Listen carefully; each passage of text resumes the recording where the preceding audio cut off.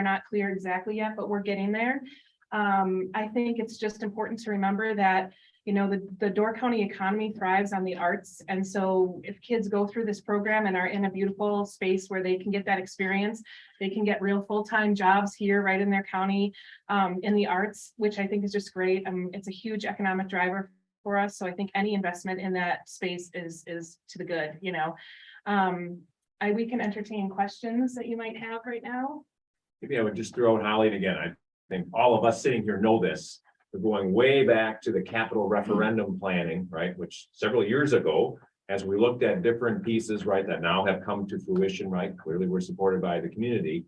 There were a few areas that the board examined and said, boy, it would be great to be able to do X with the locker rooms or with the auditorium, right? There was kind of a short list, but we just thought, boy, we realized from the community survey that would have pushed the cost too high.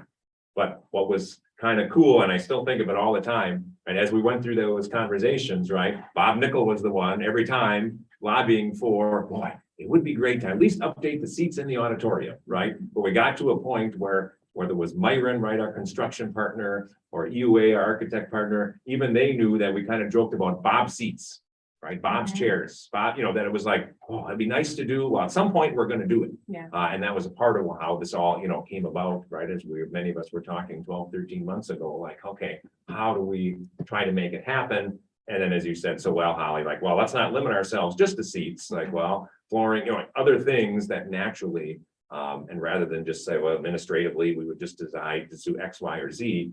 Why not have a group of the right people take a look at it and say, hey, this is a unique opportunity. Let's make it happen. Right. And we will work on fundraising as well once we kind of have more hard numbers, but we already know that the seats can get done. So that's a great step in that direction toward the funding. And so that's, you know, we've got momentum right now and we're just going to keep capitalizing on it and keep reporting in as you need us to. And yeah. Holly, how can people donate if they want to send in money right now? That's a great question. I don't know what entity will. They can bring it right into the district offices. We have an account set up here. Okay. We're working with Nicolay Bank as well. But right now we're asking, unless you have. It's online. Yeah, it's online. Okay. So that, yeah, they can bring in right into the district offices, any of the school buildings really, if they wanted to. Otherwise, yeah, we do have it online as well. There. And we're looking at like, what level of gift might you name a seat or something like that. So I was like, would love someone gave right now, but if someone would say like, oh, if I can name a seat at this level, I'll give that much, so those are the kind of things we're looking at to get that boost. But yeah, it's going to be a nice space. I think once we've got a couple of upgrades, it only needs a few tweaks and it'll be a better experience for the students and for everyone who comes to see things in the auditorium. Other questions? And again, you do what type of work for a living, Mrs. Feldman? Yeah, so not only do I do the development and fundraising at Northern Sky, which we raised $8 million to build our new indoor space that we built. This will not be that much money, don't worry. And so I'm stepping into the managing director role at the theater as well. So yeah, this was right up my alley. And even though I wasn't involved with all the construction pieces, Bill Connor, certainly when I reached out to him and said, I need a favor, I actually brought a thank you note for him tonight that we all signed because he's already given like over almost $1,000 of his consultant time to this project. So that already saved us some money. And so he's just been really a joy to work with. And he kind of just, like I said, he just got it. He took one look at the space and goes, oh, I see. Yep. And you got the school board and you got okay, we'll figure this out, so yeah. And of course, Bob Nickel, he accompanied me when I sang, and so it's really meaningful to me to be a part of that as well. So, yeah. I think about the different conversations, Holly, you and I once had a conversation in the Maritime Museum Tower, if you will. I think that was a Rotary tour, and you were already talking then about, okay, with the chairs and that, and it was like, okay, this is beyond our wheelhouse, right, as a school system, but we're open to it, and that's where getting the right people, right, and that was a very early conversation about, okay, what could this committee, or now what we call steering committee, right? Yeah, what could this look like? So happy appreciate your interest all the way along and talking with us about how to make this a goal. Yeah, that's great. And part of our lengthy goal here, since I've been in the district for 19 years. And one of the things that we have said for at least the last 15 years is our goal is to create the premier music and arts program in Door County. And that's part of what the group of us are trying to do, as well as maintaining the legacy. That those were the words that if you ever sat down with Bob Nickel in his office to talk about where the program is and where our arts program is going, that was always the start and end of that conversation. So it's a key piece of what we're doing to maintain that for our students in the long haul. Well, thank you all. Thank Thanks you. a lot. My Thank pleasure. you. Thank you. Thanks for coming.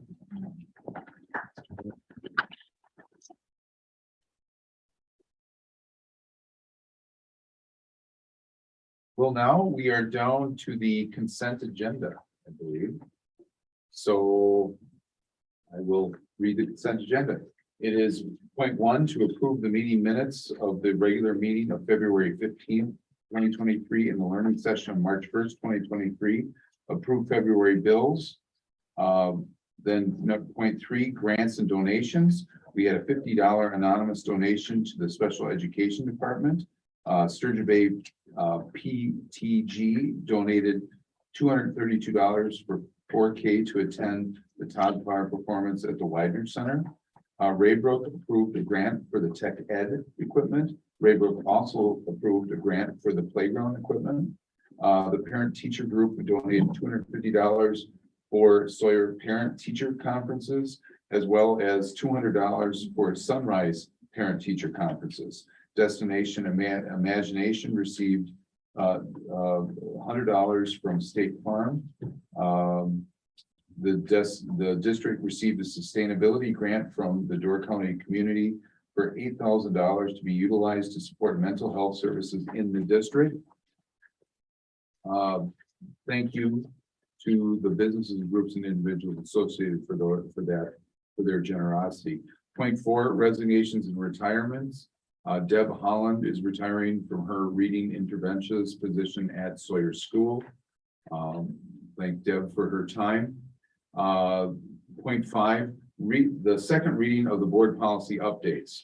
Point A, that would be 30.2, point B, 30.2, C 31.1, and everything that is listed there, you see in your packet. A motion to approve the consent agenda as presented is recommended. I move to approve the consent agenda as presented. Okay. We have a motion by Commissioner Holland and second by Commissioner Chisholm to approve the consent agenda as presented. Further discussion? All those in favor say aye. Aye. Opposed? Motion carried. Now we are down to the operations agenda, or the operations portion. We have nothing at point one. Point two, we just did. Point three, we need to approve a middle school track coach. Yes, thank you. Athletic Director Michael and Middle School Principal Mark Smallin recommend Zach Elbers. Zach, as you may know, is a defensive football coach, a co-head coach for strength and conditioning. He also is a tech ed teacher for us. Zach will make a great addition to the middle school track coaching staff as an assistant hurdle coach for the middle school track team. A motion to approve Zach Elbers as the assistant hurdle coach for the middle school track program is recommended. Can I have a motion? I move to approve Zach Elbers as the assistant hurdle coach. in the middle school track. Second. We have a motion by Commissioner Jenner, second by Commissioner Wood to approve Zach Albers as the assistant hurdle coach for the middle school track program. Further discussion? All those in favor say aye. Aye. Opposed? Motion carried. Point four, approve teacher associates. First, point 4A, Amanda Salianen. Yes, thank you for approving Amanda Selinan as a teacher associate in Sunrise's ID autism room. Our background document continues. Amanda comes to us as a substitute TA, or came to us as a substitute TA, excuse me. We quickly realized how lucky we were to have her patience and expertise. Amanda has a son who will be 18 in July, who was diagnosed with autism at the age of 4. She draws much of her wisdom from working with him. In addition to that experience, Mrs. Selinan worked for specialized services and had many clients that were both children and adults with different disabilities, several of whom had autism. She has also volunteered for the Special Olympics program. It's with great pleasure that we offer Mrs. Saladin a permanent position at Sunrise Elementary. Motion to approve Amanda Saladin as the Sunrise School Teaching Associate is recommended. I'll move to approve Amanda Salonen as a Sunrise School Teaching Associate. We have a motion motion by Commissioner Holland, second by Commissioner Schultz to approve Amanda Salonen as the Sunrise School Teaching Associate. Further discussion? All those in favor say aye. Opposed, motion carried. We are down to 4B, which is approving Antoinette and Hill for the Sawyer School 4K Teaching Associate. Yes, Principal Katie DeVillers is pleased to recommend Ann Hill for a 4K teacher associate position at Sawyer Elementary School. Starting, and you see that date in late February. Ann has extensive experience working with preschool students. She's managed her own early childhood facility and created and coordinated preschool programs at our local YMCA. She was also the office manager at Door County Eye Associates for many years. Ann's previous supervisor reports that her greatest strengths are her dependability and her work ethic. She also shared that Ann holds herself to very high expectations and supports others in doing the same. Ann is very excited to get back into a classroom to work with our young people. We're excited to welcome her back to Sawyer and congratulate her on this new position. A motion to approve Ann Hill as a Sawyer 4K Teaching Associate is recommended. I'll move to approve Ann Hill as a Sawyer 4K teaching associate. Second. We have a motion by Commissioner Jenner John, seconded by Commissioner Holland to approve Ann Hill as the 4K teacher, Sawyer 4K Teaching Associate. For the discussion, all those in favor say aye. Opposed, motion carried. And C, we're down to Caitlin Connolly. Yes, one more in this category 4C. We have Kate Connolly as a teacher associate at Sunrise Elementary. Kate completed her student teaching at Sunrise and has been serving as a substitute teacher at both Sunrise and Sawyer. Kate has been a huge asset to our students and our school. Her calmness, flexibility, and creativity are so appreciated. We're grateful to recommend her for this role. So a motion to approve Kate Connolly as a Sunrise School Teaching Associate is recommended. I move to approve Caitlin Connolly as a Sunrise School Teaching Associate. Second. We have a motion by Commissioner Cruz, seconded by Commissioner Chisholm to approve Caitlin Connolly as a Sunrise School Teaching Associate. Further discussion? All those in favor say aye. Opposed, motion carried. Now we are at point 5, approve a middle school science teacher. Yes, Ms. Amber Peters has taught middle school science the past 3 years at the Sturgis Middle School in Sturgis, Michigan. Amber graduated from the University of Toledo in June of 2020. Prior to graduating, Amber worked at the Swift Nature Camp as a counselor, program director, and an assistant director. Amber's principal described Amber as an organized teacher who is passionate with her students. She communicates well with other students, grade level teachers, and parents. Assistant principal describes Amber as kind, compassionate, hardworking, and a dedicated staff member. She shared that Amber also encourages her students to succeed by providing her students voice and choice opportunities using bingo, choice cards, point boards, and choice boards. In college, it's noted Amber was a section leader of Toledo Rocket Marching Band and vice president of the Alpha Pi Educational Fraternity. A motion to approve Amber Peters, and as you read it, obviously Principal Smollen's been working through the background check, still a few things to officially check off here, but we're nearing the end. So then we add just that little clause, pending successful completion of our background check, of course, as a middle school science teacher is recommended. And again, that would be for beginning this next year. I'll move to approve Amber Peters as middle school science teacher pending successful completion of the background check. Second. We have a motion by Commissioner Jenner John, seconded by Commissioner Wood to approve Amber Peters pending successful completion of her background check as a middle school science teacher. Further discussion? Hearing none, all those in favor say aye. Aye. Opposed, motion carried. So now we are at point 6, approve a middle school math teacher. Yeah, one more staff approval tonight. Again, a gentleman who's familiar with us, worked for us in a couple different capacities. So Mr. Kelly Coles has been a math teacher in our district actually since January of 2021. Previously, you may recall he worked for Oshkosh Corporation. Here you see some of his other stops, including, I don't know, a company you may have heard of, Harley Davidson. In his brief teaching career, Mr. Coles taught high school algebra and pre-algebra. This current year, he's been serving as Sarah Cruck's replacement. As you may recall, Sarah had taken a one-year sabbatical. We now want to extend the 8th grade math position to Kelly Coles, since Sarah has let her principal, Mark Smullen, know that she's not going to be returning next year. His strengths include supporting struggling math students, creating anchor charts for his students, collaborating with his team members.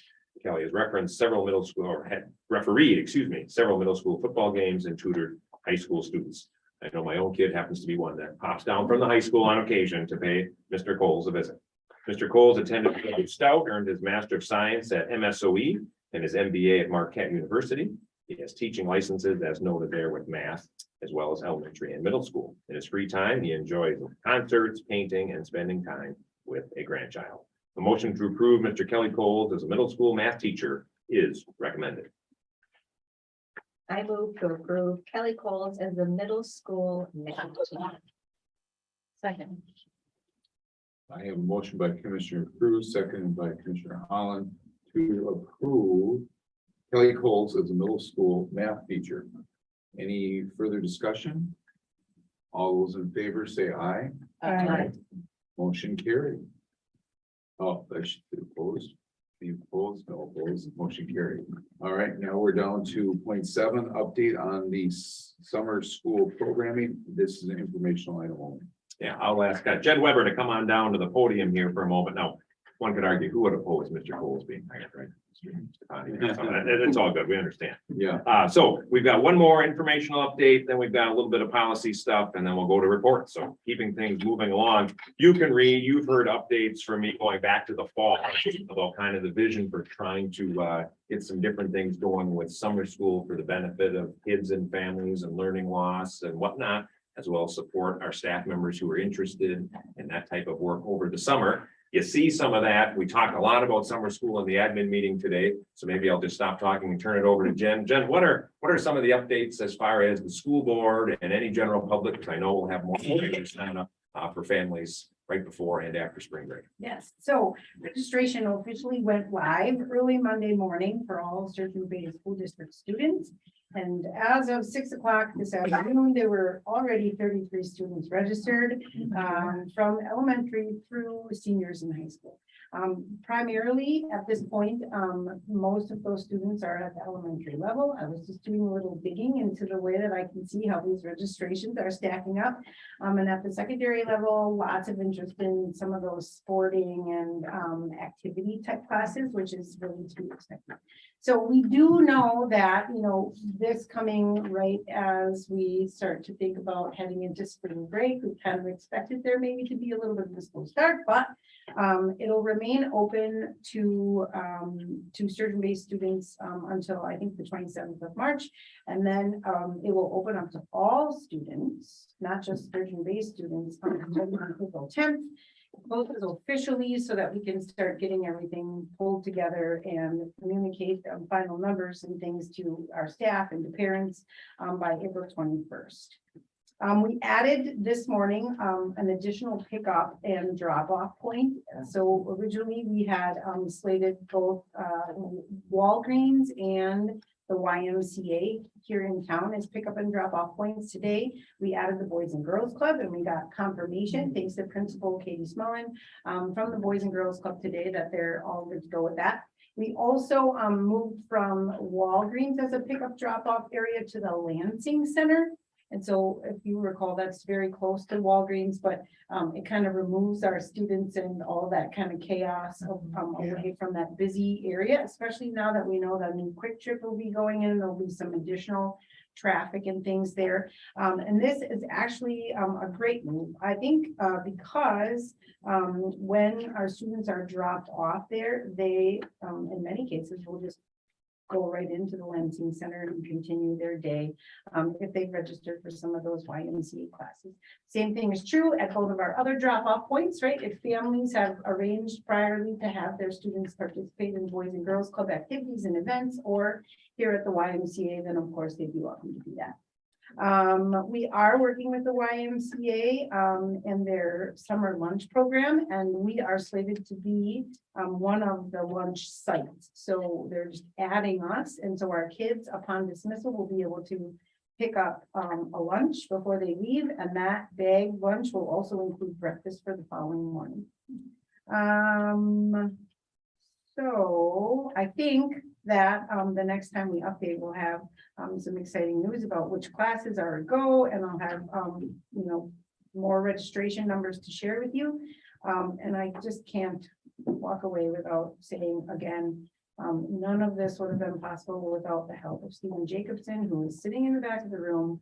I cannot stress that enough. And while the building principals and I have done some work on the back end and will take over from here, we would absolutely not be where we are right now without Stephen's help. So thank you, Stephen. And also, of course, to Jen Hansen, who is my right-hand woman, and she got everything up and running and scheduled it to go live on the website and knows all the, I call her the wizard behind the curtain, and she did that to go live on Monday morning, even though she is out of town, so she needs the magic touch. Do you have any questions for me?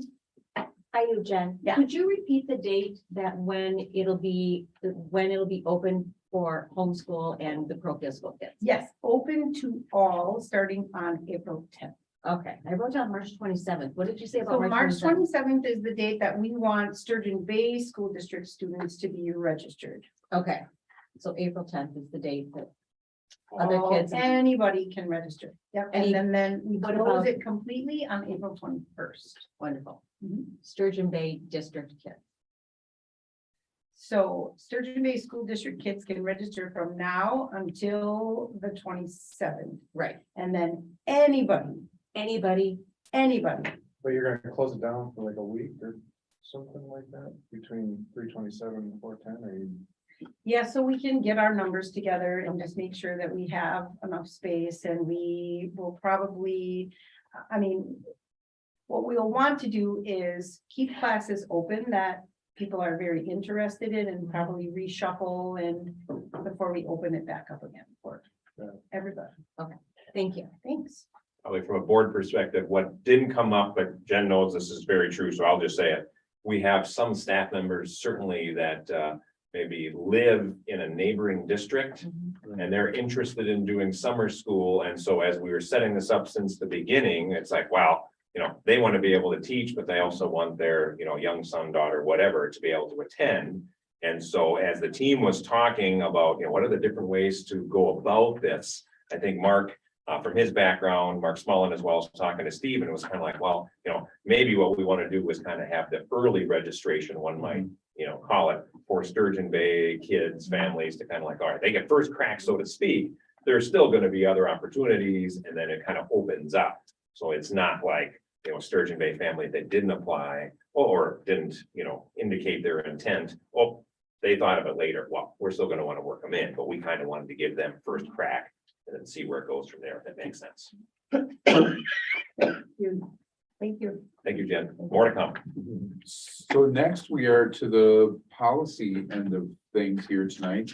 Yeah. But we have a policy review, point 8A, which is 5112, the entrance age into our district. This is an informational item as well. Yeah, and again, these 4 policies compared to times where we've had, 74 or more, right? This is a pretty short list for board members, even though there's probably, 1 or 2 of these that we'll talk about more than a couple others. All right, so the way we usually structure it, right, is Neola sends us something, it comes as a first reading, as some of these are, which we'll get to in just a moment, right? And then sometimes or often it goes to a second reading from there. Once in a while, like down with human growth and development, as you look at 9C, that we'll get to in a little bit. Sometimes it's more than one first reading. Well, this is one that is neither a first or a second reading at this point with the entrance age 5112. It's gotten different updates over time. So as you see in the paragraph, and for everyone's benefit, obviously, we have people that understand 4K better than you and I do sitting in our audience tonight from our 4K team. The concept, so a question had come up. And so in your package, there is the current version of the entrance age policy, right? This is what the policy says. Right? No changes have been made to it.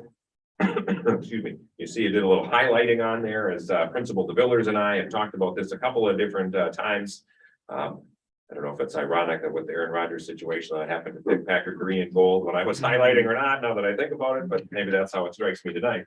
But anyway, so as it is, what the policy says, right? If you look at the top of page 2, I highlighted in yellow, right, under early admission. And again, this goes back to 2013 when the district signed on with Neola, right? That was the year before I started working for you. And the reality is this policy and many others certainly predate 2013. 2013 just so happened to be the year that we signed on with Neola, as some of our more veteran board members would recall.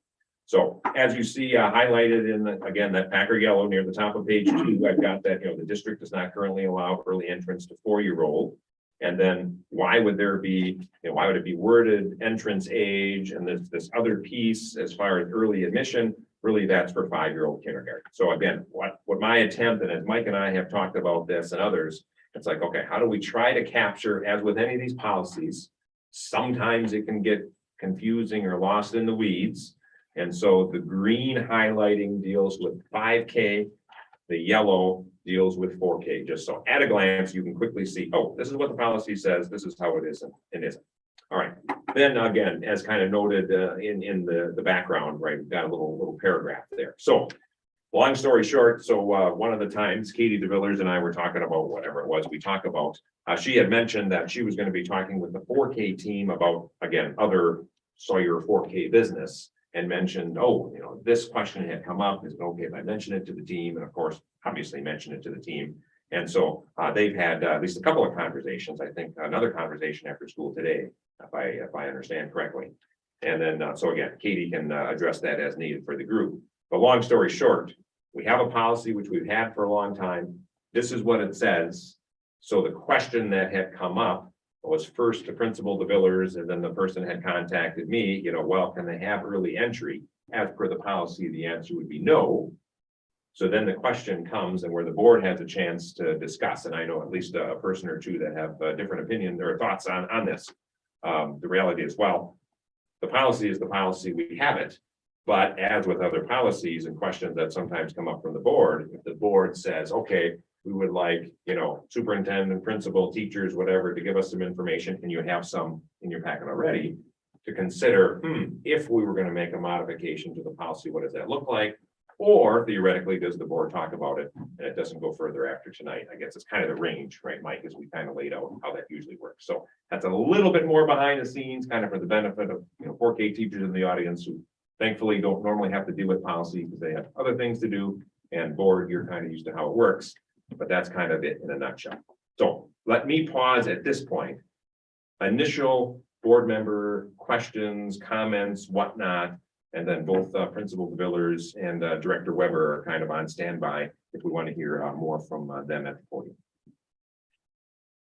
Or maybe I should pause. Mike, was there anything else from background that we missed? I think the one thing is the in question is the 5K policy is kind of I don't want to say more lenient, more depending what It allows for what's on different- page 2. Yeah.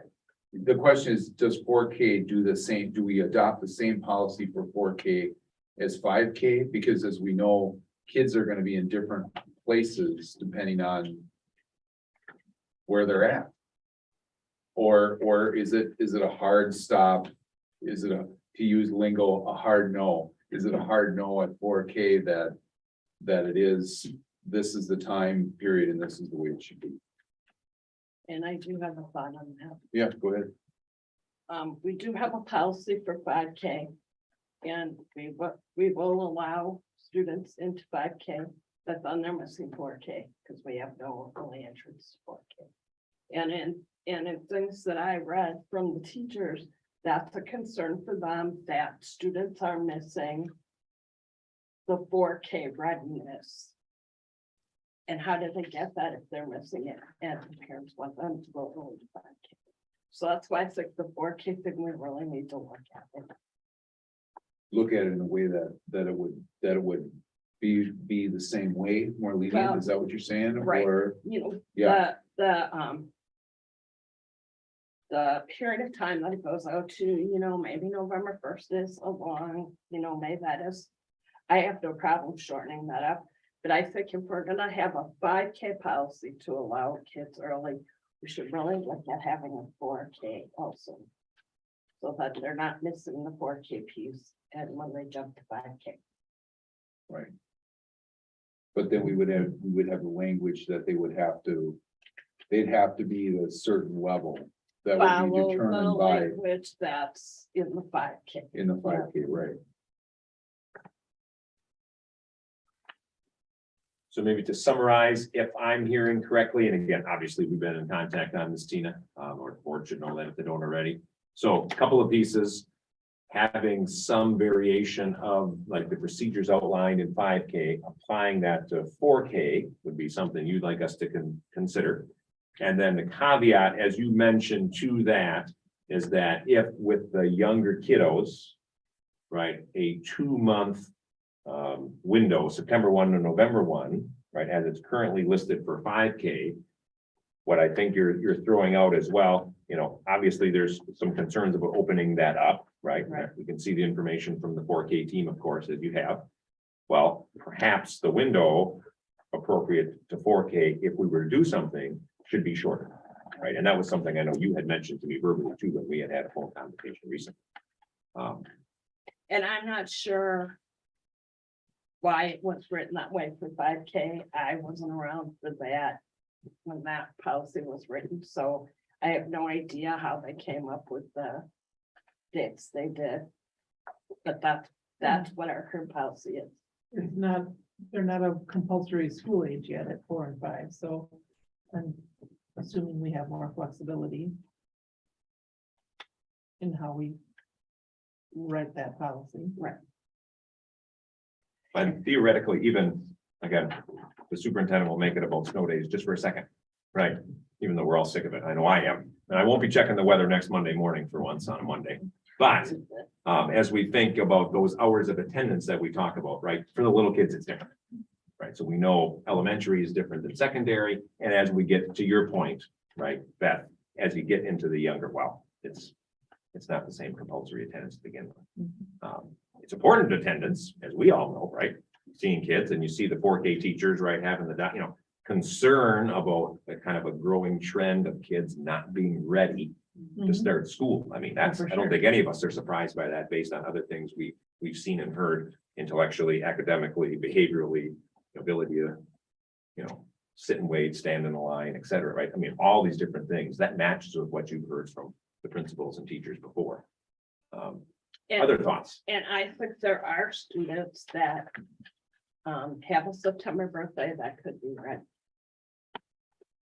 The kids that have August birthdays aren't necessarily ready, but because they are 5, September 1st, we let them go. Well, if we have people who feel that their students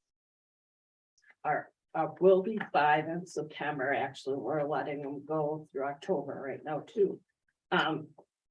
They feel that they're ready, why are we not letting them for 4K, why are we not letting them go through the same process we have for 5K?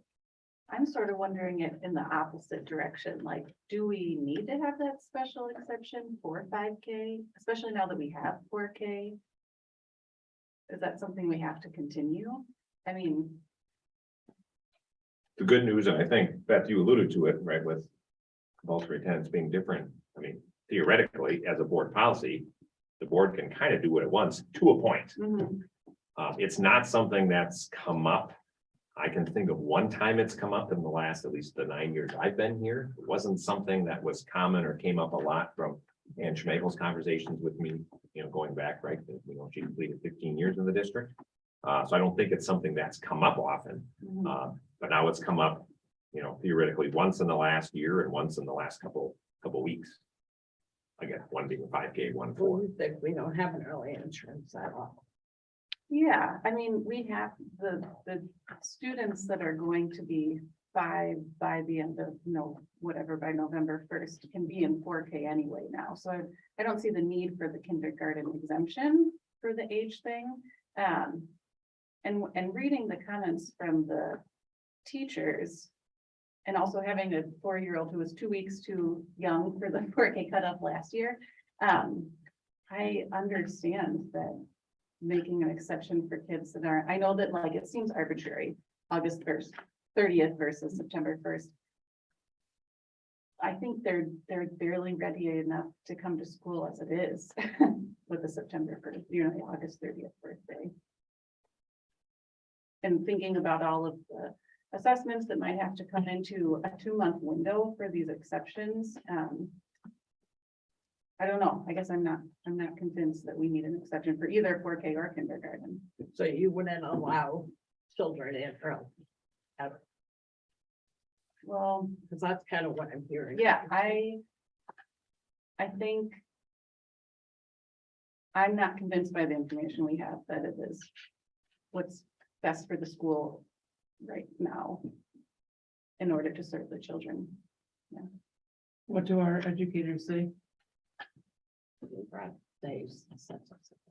Yeah, I don't know. Maybe I Katie just wondered Villers, if anybody wanted you want to to come on down? speak live. Yeah. For the benefit of the Oh, we public. don't want to put anyone in a potentially, not that that would be the intent of the group, but put anyone in a potentially awkward spot, so we don't want to do that with staff. So as Katie's coming, as well as Jen, and maybe even, not at this moment, Lindsay, but I know you're, some of the stuff we're talking about with some of the littles, it kind of becomes but what about 3-year-olds? What about, there's some different things Lindsay's been working on, and Carrie for that matter as well, that maybe could come on the heels just to give you a little bit of a context, even though that part's not specific to entrance age. Principal DeVillers, to the thoughts, and again, you've obviously read stuff from, the board level, you understand policy considerations, you've been talking with the 4K team, some of the different things that have popped up. So the randomness of the date, right? Because no matter what cutoff date you pick or what window you give, it could change.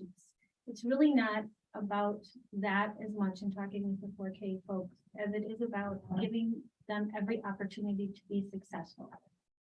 And in general, I think I'm speaking correctly for them that if kids start later, they have a better chance of success. It's a variable because they're further along in their development to be successful. Now, we know in any classroom, there's a wider range, no matter, again, what the date is that you pick. But they're about taking kids, and they're very passionate, and I want to say publicly, very good at what they do. And they're about taking kids and moving them along. And if they can eliminate a variable, not for every kid, that would give them a better chance, they're all for that. That's something that makes sense to them and what they've seen. If you've read, and I'm sure you have read the information that they shared with you, they actually gave some more data related to the point about, let me find it. About, I think there was about 20% of their students, correct? About 20% of their students they're receiving tier 2 interventions. That means either socially, emotionally, academically. And of the class this year, 54 students, 58, thank you. They had 7 that were not potty trained. So when you think about those things, because the reason we met this afternoon was to get you some data, thank you.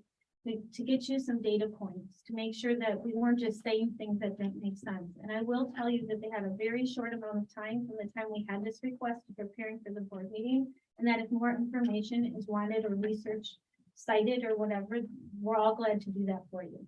But when we met, that was the point that they wanted to make, that, I'm sorry, 8 to 10 students have frequent accidents or not toilet trained, and 20% of their students are receiving tier 2 intervention.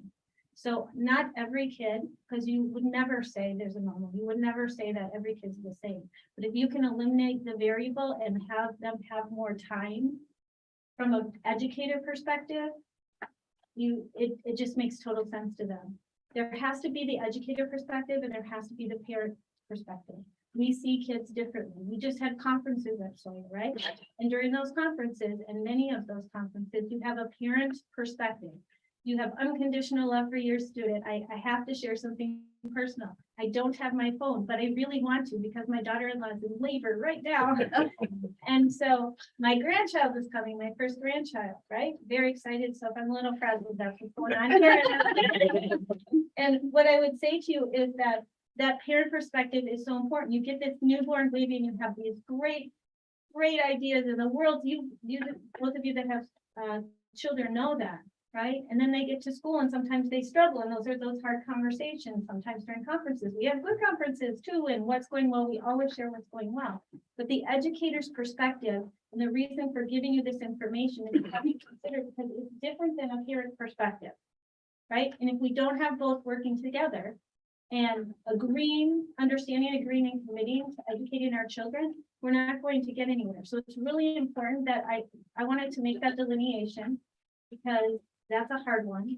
And I also wanted to tell you that they really believe in the heart of hearts of the educators of our youngest students that it's the right thing to wait. And so this policy and our experience with the policy in the past is it goes against what they believe is good for kids.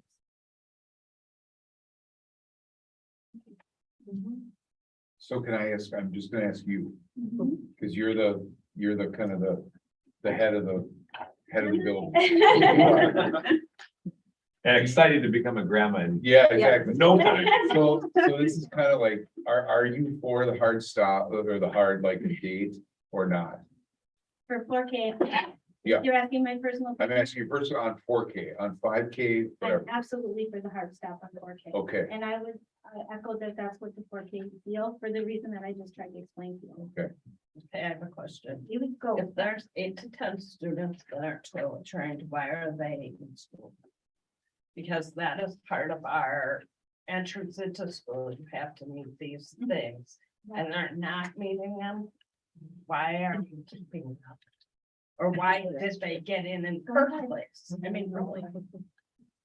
Well, my answer would be if they, according to the policy, and maybe I don't know the policy about potty training, and maybe one of you did. I don't know that there is one. Not that I know. So when they meet the entrance age, they come for the policy. That dates aren't silly, they're important, especially in policy. You have to have a cutoff, and then, as I said, it can move, but again, it's not even about that for the 4K team. It's about eliminating every variable so that we can not guarantee, because kids have come at all levels and all skills, but giving them the best chance that they have. So that is different, that perspective, in my opinion, than the parent perspective.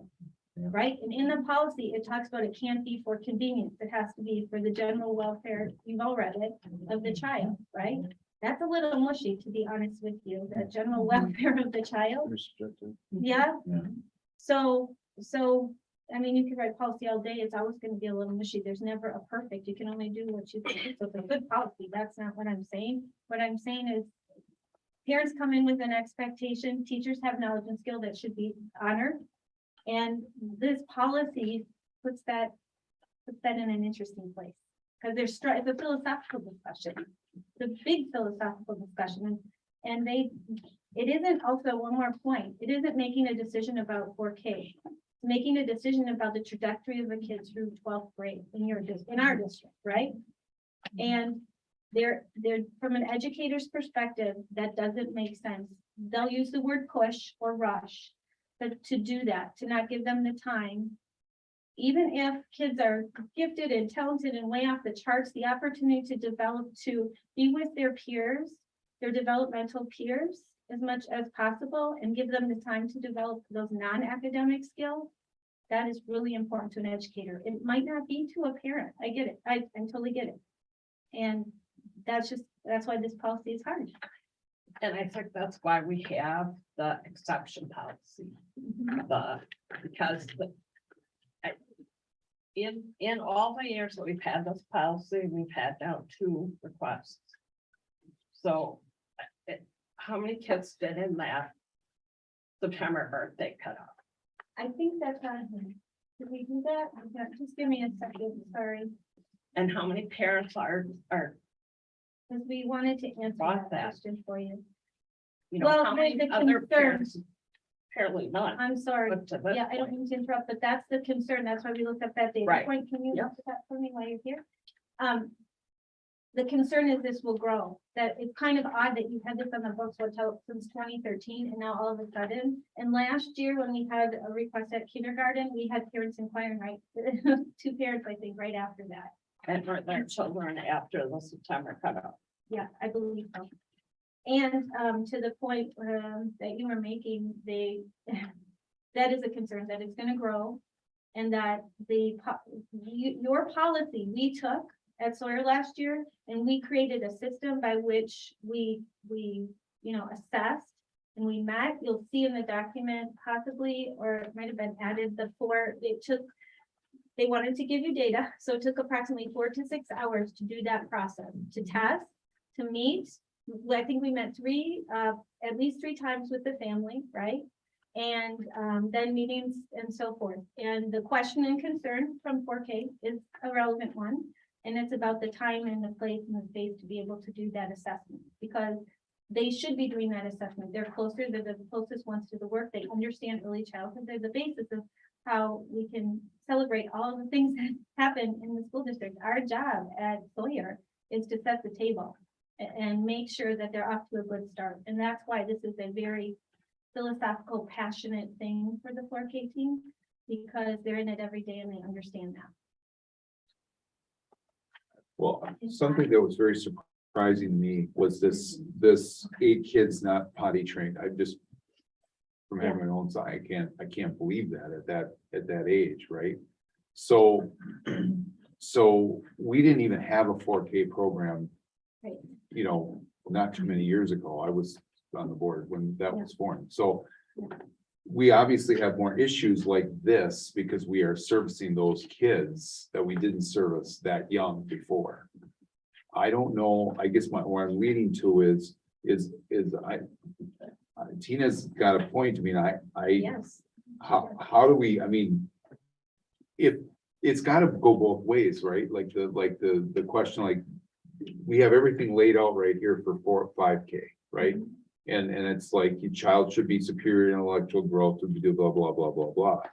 Well, it's gotta go the other way. If you have a teacher who's dealing with 8 kids not potty trained, that's taking how much time out of your day just dealing with stuff that frankly, I think should have been dealt with before the kid ever made it to school. So I don't think you're wrong, like. I think though it gets into like some sort of perhaps assessment for, like, we have to be careful because perhaps an assessment for some other developmental. I understand, you and that's a know. whole different thing. Yeah. I'm not saying that. Right. I'm saying that this brings me to the point that I support just the hard cutoff as well. Rather than having kids starting even earlier and having more possible issues, maybe then you have 9 kids that are not potty trained. Commissioner Schultz was gonna go. Sorry, sir. Do you have a number on how many kids are doing a redo on 4K, or are we just advancing them? I don't think we have any this year, do we? This year, we can get one. And was that at the parents' request or at the school's request? Usually it's and I don't know the specific. Parents, usually it's a combination of both. Like I talked about before, usually at conferences, these last set of conferences, we bring up retention. And then it's a decision from both. If a parent asks, again, it's a conversation. We need both. We need to say, this is where they are. This is where we feel they were going. This is what didn't work. This is what did work. What are your thoughts? And it's as mutual a decision as it can possibly be. Fair to say, right? Yeah. So if we allowed an early age entrance to a child and into 4K. And they were struggling through the year. Yep. And we kept them through the whole year. Yep. There's a possibility that they could be retained at 4K and do it over again. Correct, and sometimes we want kids, I can think of one case that we wanted to retain and the parent refused, and they're in kindergarten. And they're struggling in kindergarten. I can see that happening more often than Yeah. not. Like. Yeah. They You want know, to keep them on. Cause again, it's that different perspective. Mhm. We just see things different. And honor parents and what they want and what they need for their kids. And nothing trumps, but it's just a different perspective. That's why it's all about working together with parents. Mhm. Other comments or questions that pop to mind for Principal DeVillers, for the Sawyer team at the moment? Not to take us down a rabbit hole, but Lindsay, could we just have you maybe hop up? And just, not that we have it all figured out, but so that they're aware. Again, some of this ties into stuff you talked about before, I realize, but kind of what were some of the things you're thinking about? Lots of things we're thinking. Well, that's about. true. I should narrow that down or we could be here for a while. Right. Got a snicker? Carrie Pottier and I are working, who is our current EC teacher for special education students. So she works with all of these students who are already identified as having a disability or new referrals that are 3 years old. And she works to transition them either from birth to 3 programming or evaluating them initially to come into our school system at the age of 3. So we currently run that in-house. We have one section that comes in the mornings and she runs 3 hours with them and then supports me right now in the afternoon.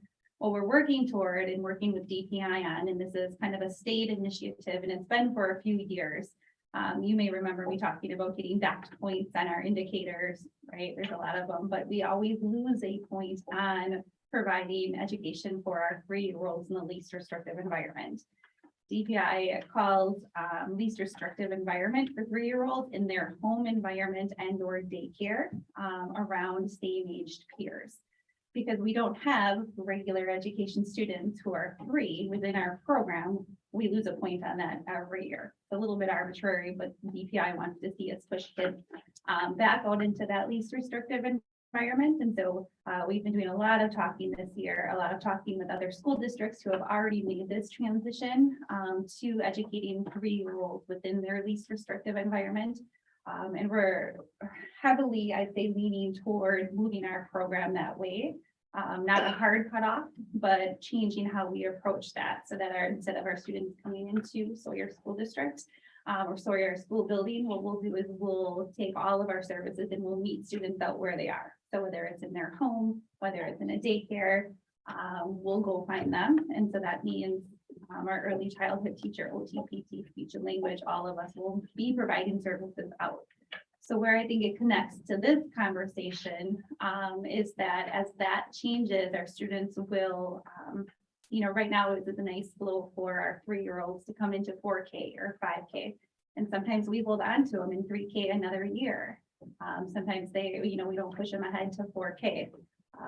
What strikes me with this conversation is now that we're going to go out,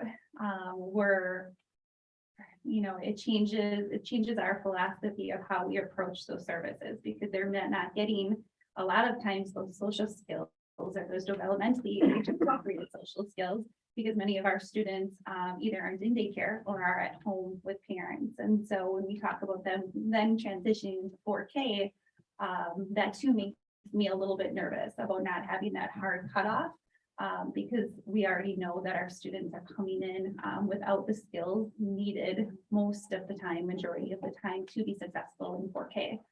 I think Katie made a really good point about the trajectory, the trajectory of students. And in my mind, we see kids that come in a little early and they fall behind.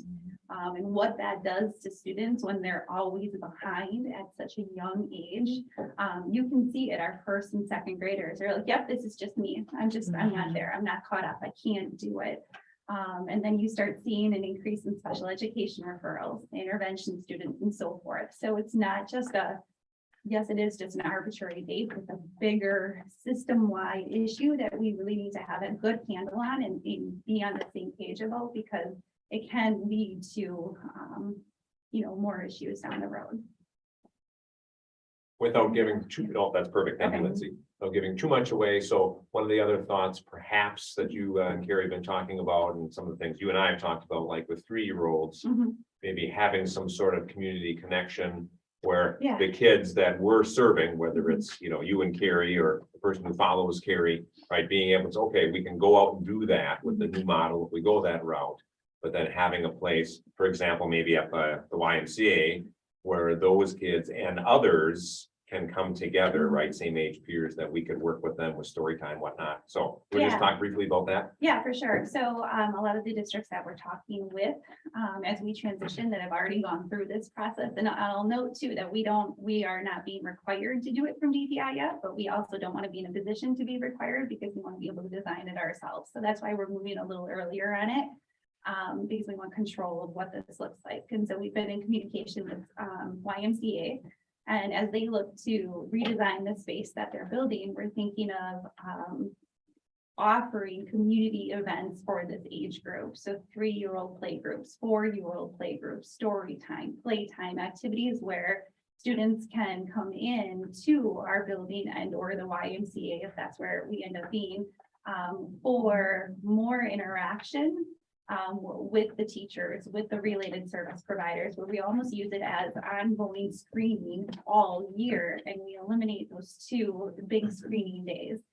Those big screening days are great, but like we just held one. Well, now we've got a monster list of students that maybe aren't developmentally where they need to be, and then we go through referrals.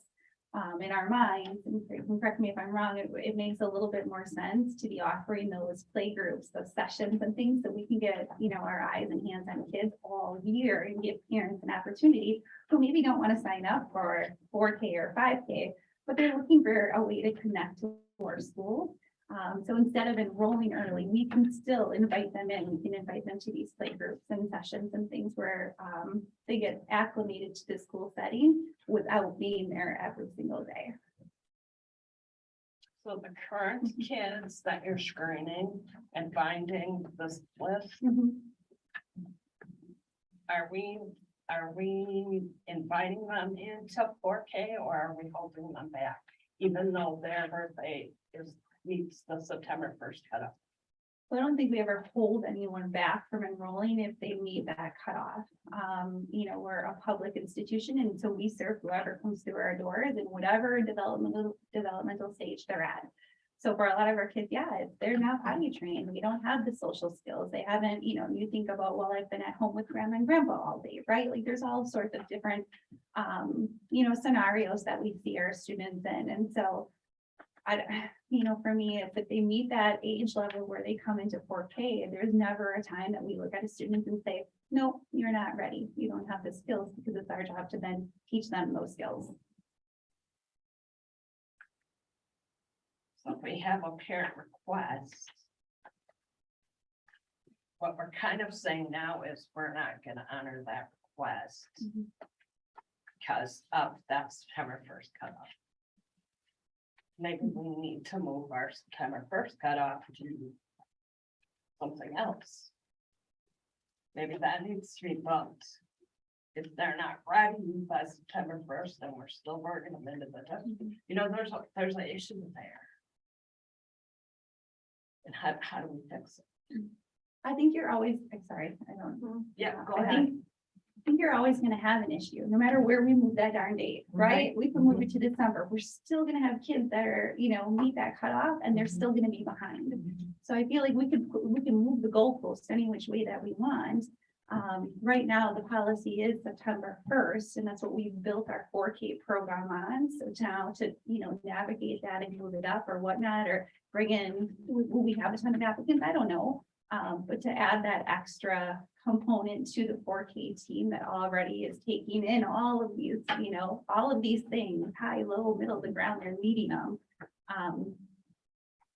In my mind, that it isn't in the best interest of students to be playing around with that date. It's a 9/1 cutoff, and to me, that's what makes most sense. especially when we have 20% in intervention, because where do those go, right? That's gonna end up in intervention into referrals and keep moving it up. That makes me really nervous for kids and for families. And I'm a mom who is looking at retaining my child for 4K and doing it again. She wasn't in early, but heck yeah, I'm gonna take another year of 4K play for her. So different perspective.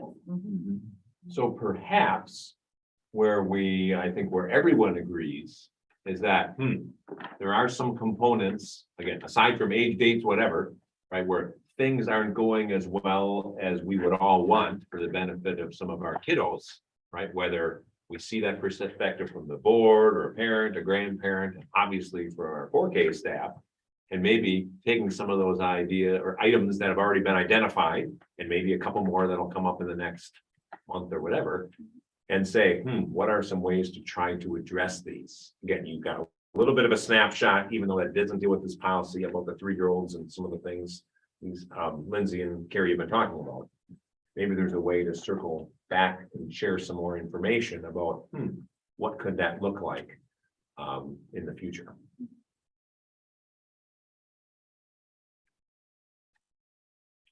Anything Well, else I for now? I think we're good for now. I mean, we weren't gonna be changing this policy at this evening anyway. This is informational. So I think we're good. Are we good? Is everybody good? Good, Thank you. good. Thank you. Yeah. I think we're gonna move along then to the next policy readings that we have. Thank you for staying here tonight. Thank you for coming. Straight. Have some more punch you take if you. Yeah, please take the, Otherwise, we're gonna be stuck with it. otherwise Dan's gotta eat it all. That's right. So we are at point 9, policy review update, first readings, A 8510 wellness 30.2. Yeah, and really, the information here deals primarily, as Ann wanted a little more time to talk with me, talk with the team, talk with Jean, our Neola rep, really around that committee, right? Having a little bit of wellness committee, just so the board's clear, because you probably have said, oh, I've heard about wellness committee from Jake many times. The wellness committee that's been active around insurance and other things is the staff piece. This is the piece around, having a student wellness committee to talk through things. So really no concerns and nothing additional there. I think that's the stuff, right, Ann? So that's really all I have for you on that one. I can keep going, Mike, if that's all right. Just keep on. Yeah, 5722 school sponsored publications and productions, again, from update 31.1, similar, just needed some additional time and wanted to dig into some things, talk a little more with Jean. Really, the paragraph's longer, but in many ways, this is even shorter than what I just covered with wellness. No concerns really as far as anything to draw your attention to. We just wanted to dig into that rather than that have that flow with that one of the big batches we did recently. As far as really the last one to talk about tonight, okay, if I just keep going, Mike. Yeah, please. 2414 human growth and development. Again, this one was several updates in a row. I don't need to read that all to you. And so kind of took a run at, let me get the version. Paper copy from, again, it's in your packet. Again, we have my, I was inspired by yellow and green evidently the day we were working on this for the board packet. So I'm looking at the version revised policy 31, number 2, right, which is human growth and development. Obviously, this policy 2414. The question we talked about a few things the last couple months, but really the focus coming out of last month's conversation was basically, hey, Dan and Ann, could you do a little legwork and talk with our people about, what is required versus what is recommended. So that's why I took a run at the yellow and green, and Ann and I were sitting that one day going, okay, how do we try to make this simple without giving you more paragraphs than you need? So the yellow you see is required. So under option 2, for example, okay, we have to select that since we do teach human growth and development, right? The board directs that students receive instruction in human growth and development consistent with, and you see the statutory reference. Okay, so our person Jean is like, all right, because you teach it, you have to pick option 2, you need to have that sentence. Then beyond that, the green that kind of follows down the bottom half of page 1 and most of page 2, in essence, becomes okay, now this is recommended. And then within that, right, we've talked the last couple of months about, okay, the numbers, and remember those got reordered between a couple of little different updates, so nothing to panic about there, but all those different things that we could check become, okay, this is not really required. They would say it's recommended. You can choose from those different options. Then as we're getting down to the bottom of page 2, then we're back to, okay, that option ends, right? That recommended option, if you will, recommended language choices, whatever, however you want to package that in your mind. And then we're back to the yellow, which is the required that, okay, yes, something about a citizens advisory committee, et cetera, and then yes, as it finishes with those 2 short paragraphs on the top of page 3, those go back to, okay, they're required. So theoretically, if we wanted to have a super short policy with just the yellow, we could. But Neola does have that sketched out for us with those various recommendations. It's been a while since we talked about it, Dan. Did I capture that? All right, so that's swinging back to you based on what was requested from us last month. That's what we have for you tonight. Questions, comments, thoughts based on where we left off last time.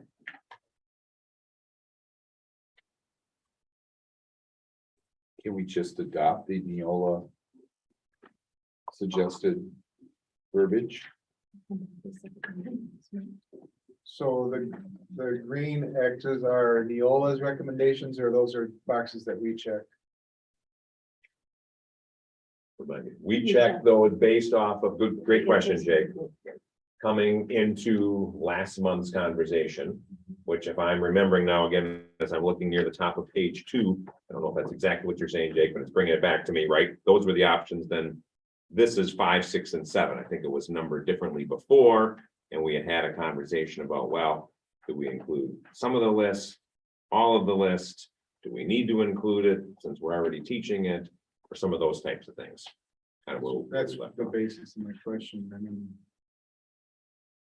why couldn't it be just a short policy that just simply states option 2, the board directs students to receive instruction in growth and development consistently? And that's where, That's yeah, it. Gene clarified for us that yes, indeed, you could just have what I quoted as the yellow. It could be that short. We're committed to teaching it. We've got a curriculum that outlines and instructs it. There's no other reason to prescribe anything beyond that.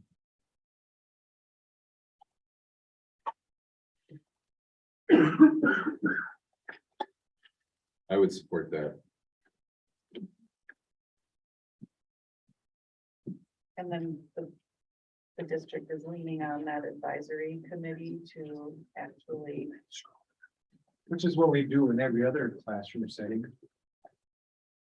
Yeah, the combination of the teacher and in Whether this it's case, yeah, English or math, I mean, we're not spelling out by bullet point or by policy exactly the elements that they must cover.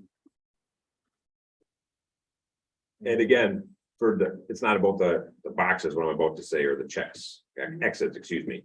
But with someone like a Mr. Herland who's taught health elsewhere, right? He's experienced, right, as you've heard from Mark and Jen, right? He's comfortable with the content. We're very comfortable with how he's been approaching health, right, and involved with Fayed. So again, we've got a fairly veteran person that has this well under control. Again, hasn't been a political hot button in our community. We know some places this one does become. And I think I'm more comfortable with just doing the yellow than choosing some of the greens and not others, because it indicates some of those are more important than others to our district if we're not choosing all of them. And again, you know, sometimes it is better to indicate what we support, even if we don't have to. But if we're not going to support all of those, I don't see what the point is in supporting some of them. I'm also going even further down that the more specific you are with every single line, the more we're opening ourselves up with somebody having an issue with one of the lines. Exactly. If we have the generic option 2, that is really saying it's got the Wisconsin chapter right there, and that's it. Personally, I hope we do more than that. Well, However, you know. It is, I mean, Yeah, We've been told that. yeah, Mr. Hurlin's got it under control. Yeah. You bet. So can we? What's our action? So we've talked about this. Many Gonna times. talk about it again, Mike? No, I don't think you need to make a motion. Jess won't anyway. so- Oh, here. Revise it as recommended, and then bring it back to the second. can we do that? So can we just get, this is not a motion. This is just a, do we have? Can we go with option 2 for the recommendation for next time? And then we can have a motion, either yay or nay on that. Does that make sense? I'm seeing more heads nodding than not. So let's, Can we commit to that without it going to a vote? I'm not looking at that, that was not a. I'm not trying to do That's why that. they do 2 readings of the policies, Yeah, it would because really the be. dialogue happens and it evolves as you want it to evolve, and then, Okay. you know, There would be. discuss and then come back for a second meeting next month. All right, so that's what we'll do. We'll have the second meeting next month. Good luck, everyone. Yeah, I'll come up with a new color. No, I'm just kidding. so Got it. that's good. We know where we're at with that. So moving along. We are now to reports. Do we have any legislative reports, anyone? CISA, anything? Committees or seminars? I'm going back to the old school. This is the old school, remember? We used to say this all the time. We haven't said this for a long time because. Yep, high school administrative, here we go. Come on down. Not his way. Anybody remember Johnny Carson? Yeah. It's a great. Yeah. All right, just a couple of quick things that I'd like to share out. We have Q3 exams tomorrow and Friday. Tomorrow we have a full day of school with shortened classes with exams for blocks 3 and 4 in the afternoon after lunch, but a regular end of the day schedule. On Friday, we have exams for blocks 1 and 2 with the district-wide early release. So high school students are dismissed at 11:45 after their last exam. What else? We have the pre-ACT. So we actually just took the ACT test last week. We had all but 2 students there for that test, which is pretty good. It means we'll have 2 students do the makeup test in April. But otherwise we had really good turnout for that, which is fantastic. We have the pre-ACT, which you may have known used to be called an Aspire test is what we used to give. State changed that to the pre-ACT for this year for all freshmen and sophomore students. And that will be coming up on April 12th. So it'll kind of mirror the same type of a schedule where our juniors and seniors won't come in that day so that we can devote all of our staff. It really takes everybody to proctor those tests. So that'll be on Wednesday, April 12th. However, Wednesday, March 9th, we're excited. When we get back that week, we get back from spring break. Our sophomore and junior students will be participating in the Door County Job Fair. So this is a partnership that is open to all Door County students, all schools in Door County for our juniors and sophomore students. It's held at the Stone Harbor. And so our students will be participating in that on that day. So they'll get a lot of local businesses. They'll be able to kind of see what positions are open and out there, and also talk and learn from some of our industry experts. So excited about that.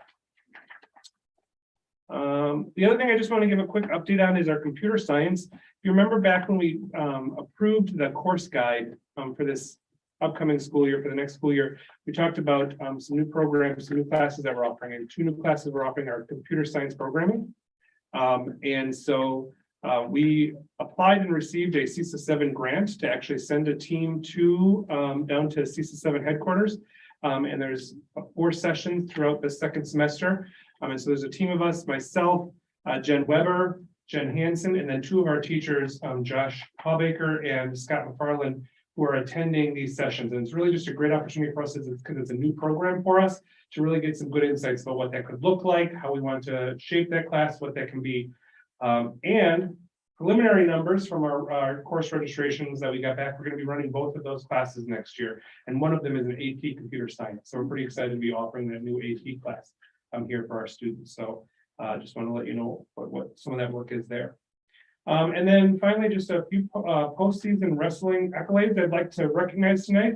Another shout out to Stephen Jacobson back there and Trevor Hansanger, who are our wrestling coaches. We had an amazing season. So Tiana Lemieux is our first female state qualifier in team history. She's only a freshman on top of that.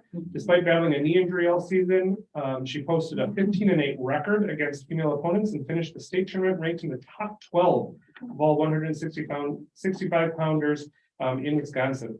She's a decorated freestyle and Greco wrestler, winning multiple state championships while she was in middle school. So we're excited for her to compete this spring. In fact, this past weekend, she won 65 pound. That's sickness, I'm telling you. She's been taking the night ball. Sorry. Pound national title at Dominate the Dell. So she actually won the 165 pound national title. And then Zach Wergel. Zach's a sophomore and more than doubled his win total from last season, finishing it with a 37-15 record. Zach upset the number 5 ranked wrestler to advance to sectionals, and 1 week later got a takedown against the number 4 ranked wrestler in the state to punch his ticket to Madison for the state. Zach finished the season with 2 tournament championships and led the team in takedowns and reversals. And Zach was unanimously voted by the other conference wrestler coaches to the Packerland Conference All Wrestling Team for the 170 pound weight class. Pretty impressive. And then last wrestler, Spencer Madsen. I'm a highly decorated youth wrestler at the state and national level. Spencer stepped right into the Sturgeon High School varsity lineup like a seasoned veteran, despite being a freshman. He went 4-0 in conference dual meets and led the team in near fall points. He won the Green Bay Preble Invitation in December and made the podium at the 64-team Oshkosh on the water tournament in January, one of the largest regular season tournaments in the state.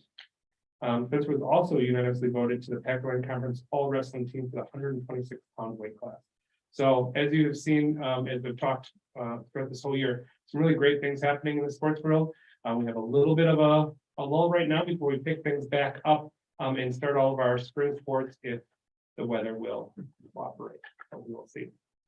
What I got, thanks. Thank you. Go home and rest. He's out of the way.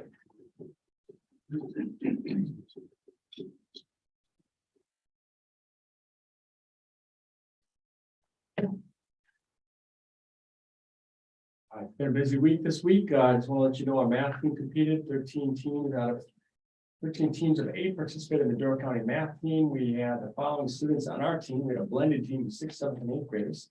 Alyssa Andropoulos, followed by Arski, Sarah Estes. 7th graders included Liam McRaven, Megan Selly. 8th graders included Aiden Patsa, Cedar Tomlin, and Trevor Klossel. Congratulations to Megan Selly, who finished in the top 10. So she was our lone medalist for our school. What's happening this week in our school, 8th graders are working with 2nd graders that paired up to learn about science experiments on solids, liquids, and gases. Each 8th grader is paired up with a 2nd grader. And the 8th graders' responsibilities included creating a study guide, lab sheets, the questions, and then leading their parent partners, or little, through the experiment. And it's just for a lot of positives from the 8th graders. They just like blown away how the little ones picked up, and little ones love coming to the middle school and being paired up with the big. So Mark, it's a nice program that's going on. Mark, Yes, I ma'am. also heard from a 2nd grader who I think I might have heard the same loved thing. it. Yes, I stopped at 2 of them at school and at swim practice. So they were having a good time. So I'll let you know too, going on some different, kind of a different ways. At the end of the month, we have the CISA 6 is coming to do a math audit with their math staff. His name is instructional specialist. His name is Chad Collier. He's gonna be working with our teachers on their mathematical processes, practices, classroom assessments using data to make decisions, instructional practices, what students are expected to do, how we design intervention, and so forth. So that's kind of a neat thing that's happened. We haven't done that, to my knowledge, in quite a long time. So, and then forward testing begins right after a quick break as well. And what's exciting, parents, stay tuned. Middle school dance is on Friday, March 31st, followed by that's from 7 to 9. Those dances are back. God bless us all. And Bless you, come on Mr. out. Smalley. Yeah, come on out. It's gonna be great. Parent volunteers, we can use support. Track practice also begins on Monday, April 8th, and then just as you get ahead, Matilda, the musical, is coming up on the 27th and 28th of April. We're gonna have an elementary show with both of them, which is coming the same day. Middle school on the 28th. 7 p.m. show for families and the Saturday matinee. That's it for this month's edition of What's Happening. Yes, sir. God bless.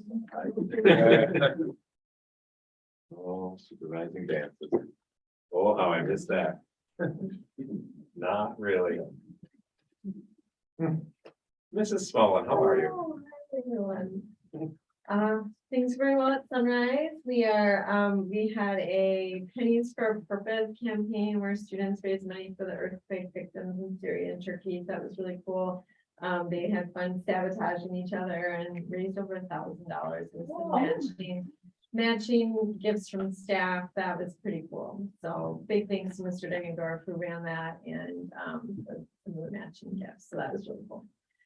We had great family parent teacher conferences last week, and we sent out our second trimester report card. So it's been fun to see the growth. We're excited and thankful for the families who came in to that partnership is so huge. And this Friday, we're looking forward to our artist showcase. So Megan James, Cheryl Feaster, dynamic team there organizing. So we have middle school band students coming over. We have some potters, like there's gonna be pottery demonstrations, so all sorts of great artists coming over. And so the students will see them in sections and rotate. The teacher associates and some of the other teachers will be guiding the students so that we can review progress monitoring data for that half day and have some planning time and then be able to get everyone off on their way to spring break. So it'll be a great day for students and teachers too. So excited about that.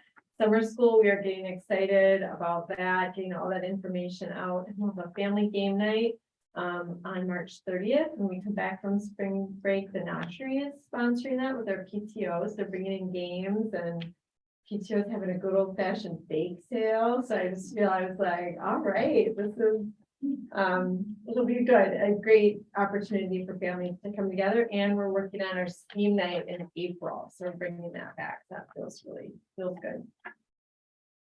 That's all I have. Thank you. Excellent. Thank you, Mrs. Smolin. Yes. We have Jen's on her way down for some teaching and learning. Again, this is the Millers, as mentioned earlier, it's on her way to hopefully birth of a grandchild. She's trying to talk her husband off the ledge, is what she's really trying to do. I'm the nervous Nelly. Like, what happened when you had your baby? Oh my gosh. I said, maybe I should be early to and drive you home. I'm really excited about that bake sale, almost as excited as I am that it's March already. Oh my gosh. So with that, I need to say that we've been working really hard on that literacy review team. We've been getting together for several hours in the evening, a couple times a month actually. And I'm excited to say that we're down to 3 sets of curriculum materials that we have contacted companies to send us samples of, so we should have things rolling in here very shortly, which is really exciting because then we just get down to business. And I should have some news for you in April. That team then, the literacy team will put together a little something for you for April, so we can have an update right from the mouths of the team members. So we're excited about that. Also excited to say that we have started looking at a website redesign. So Sturgeon Bay School District website, we talked in admin team today, Jen Hansen and Holly Selly. I've asked them to start to take a look at how we can update that a little bit.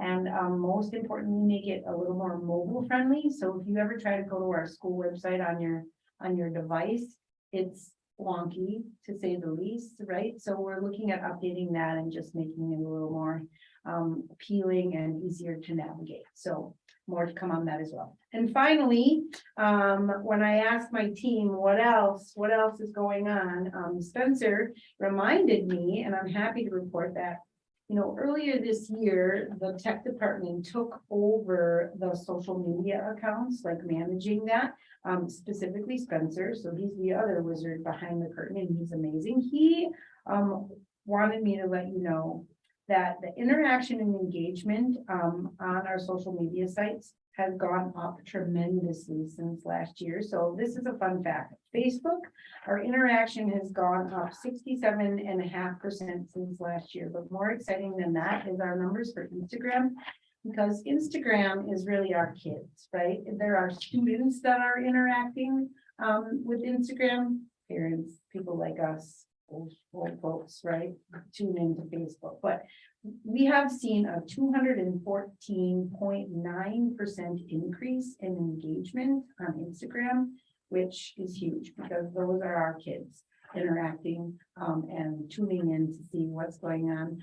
One of the things that Spencer said was that they really love to see their teachers from the past, right? So if I'm a senior and we're posting something about the 4K team, those kids are tuning in because they're like, oh my gosh, I had that, that person is my 4K teacher. So anyway, huge shout out and thank you to the staff because, without them submitting that content, we have nothing to share. So that's a really huge piece as well. And then of course, Spencer, because he's managing it all. Thanks. Thank you.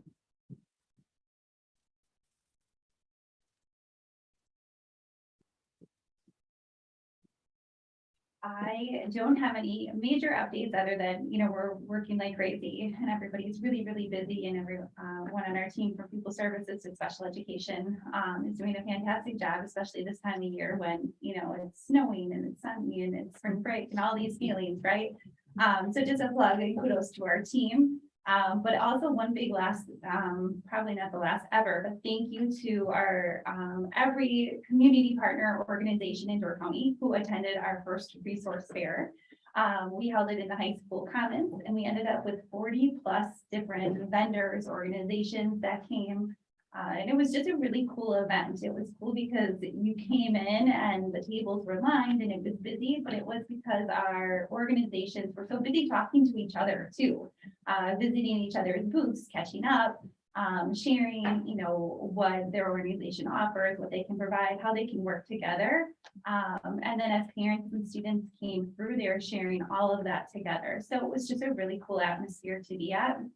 We're already talking about holding the second, annual resource fair next year, but bringing in the other school districts because Southern Door and Sebastopol representatives came and said, yeah, how do we get involved? How do we do this? So, each year making it bigger and better and trying to get, our reach out to as many kids and families as we can. So just really appreciative of staff and students and all of the organizations in Door County. We talk about the awesome bag you got too. The best part. Well, This way, yeah, this way, that's great. Any questions? All right, thank you. Thank you. All right, in addition to what I sent out, quick update on the audit piece, past few hours, really, conversation. We'll have that by April 1st, or at least the actuarial piece, which is that final piece, so the actual audit, right around April 1st, if not sooner. And then probably a little bit of an overlap with something I think Dan was gonna talk about.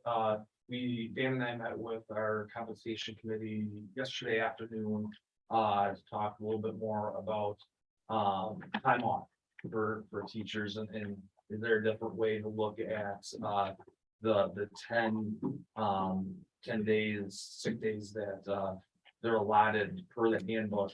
Very good conversation. I think that group great to work with. They reached out to their building colleagues and had some great information that I know we'll talk about at the learning sessions, but I think basically looking at keeping the same number of 10 days with a couple days flexibility and maybe a conversation around is there something more we can do with that seniority or what your toleration is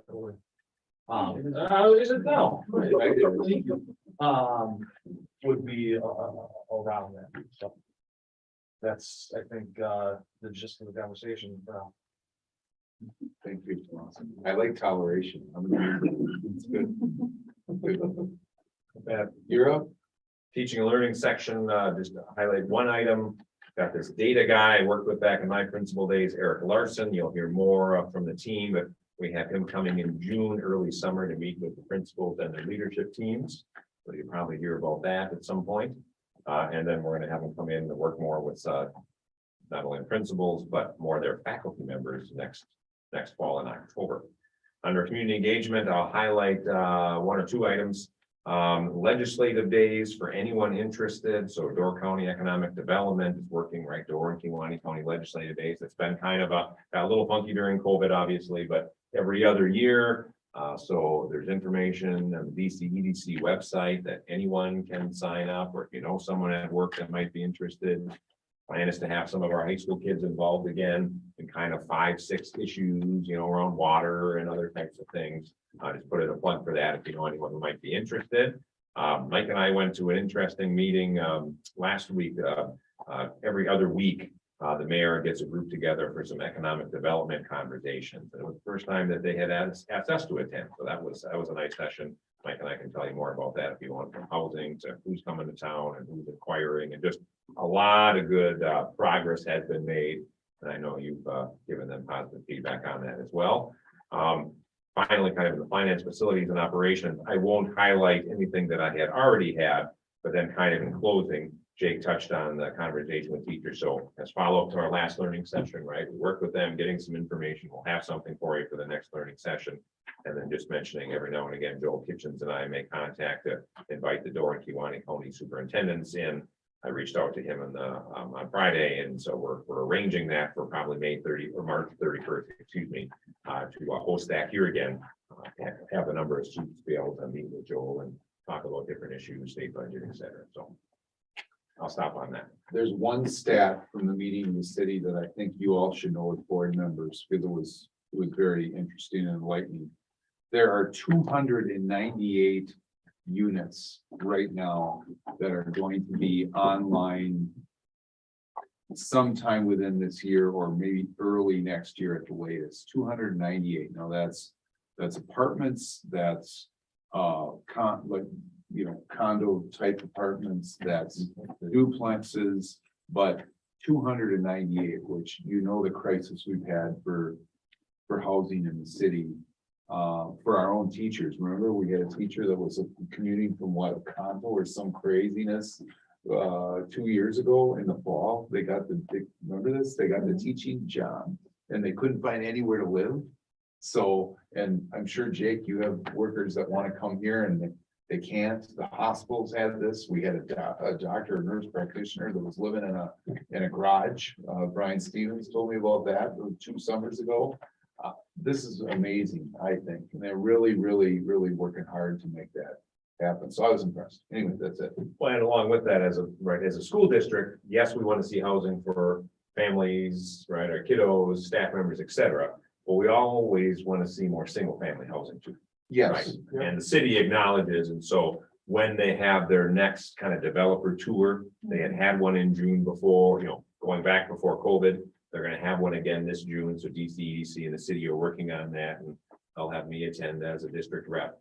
But bringing in developers, and the focus is single family housing in or near the city and beyond, certainly just the Sturgeon Bay area to Sturgeon County, but that's a focus. And then they may kind of take some other areas onto that. So they know that that's something we need to work on. Absolutely. So anyway, do I have a motion to adjourn? I'll move to adjourn. Hey, and the last meeting that you're gonna be at. Good. Commissioner Holland, who seconded? Yes. Jake Schultz seconded. All right. Only because she replaced me. All in favor, say aye. Aye. Opposed? We are done. Thank you, everyone. Yeah, but developers is doing single family housing. You gotta figure out how to do something under 300 grand. And that's. I just had a guy who said he reached out to a builder. All good.